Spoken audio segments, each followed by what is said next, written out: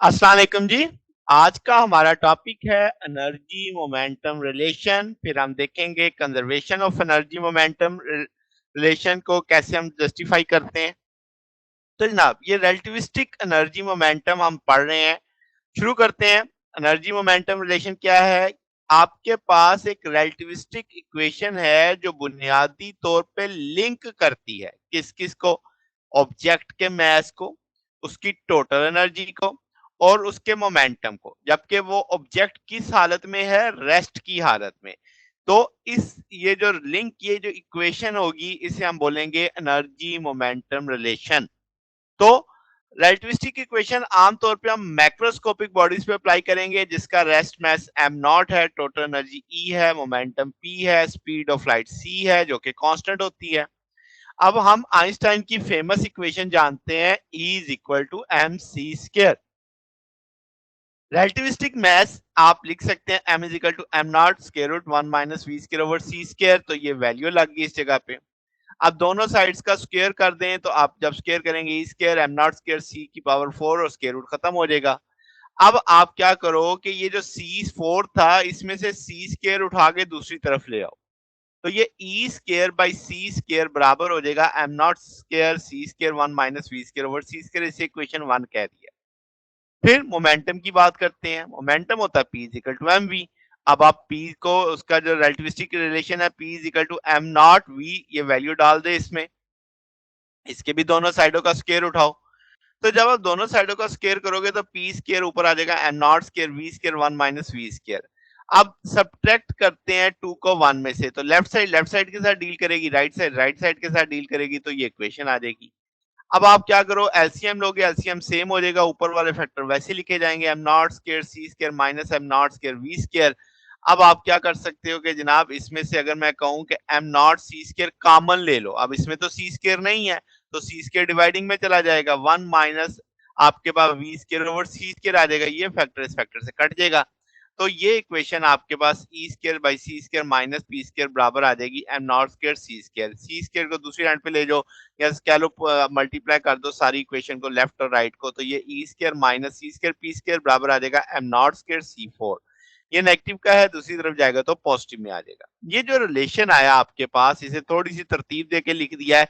चूंकि ई का भी स्क्वायर था तो सिंपल ई बराबर लिखा जा सकता है स्क्वायर रूट में P square C square plus M not square C की पावर 4।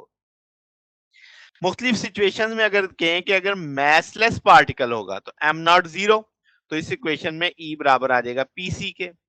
अगर आपके पास V very less than C हो तो एनर्जी मोमेंटम रिलेशन में अब आपके पास वो आ जाएगा E is equal to T plus half M not की स्क्वायर, ये हमने कल भी पढ़ा था। तो अगर बॉडी आपकी रेस्ट पे है तो वेलोसिटी जीरो है, तो आपके पास E बराबर आ जाएगा किसके? E नॉट के, जब M बराबर लेंगे हम M नॉट के। बात समझ आ गई? अच्छा, अब कंजर्वेशन का जब हम पहलू देखते हैं तो हर क्लोज सिस्टम में जहां पे कोई एक्सटर्नल फोर्स नहीं होगी, टोटल रिलेटिविस्टिक एनर्जी और मोमेंटम कंजर्व रहेंगे। ठीक है, ये स्टेटमेंट है रिलेटिविस्टिक के लिए। अब जब हम क्लासिकल जानते हैं, हम जानते हैं एनर्जी और मोमेंटम अलग अलग चीजें मानी जाती हैं और उनके अपने अपने कंजर्वेशन लॉज हैं। मगर स्पेशल थ्योरी ऑफ रिलेटिविटी में ऐसा नहीं है। ये दोनों चीजें सेम क्वांटिटी के एक तरह से पार्ट माने जाते हैं, जैसे टाइम और स्पेस एक चीज मानी जाती है। तो इसका मतलब ये हुआ कि एनर्जी और मोमेंटम को सेम रूल्स फॉलो करने पड़ेंगे स्पेशल थ्योरी ऑफ रिलेटिविटी के।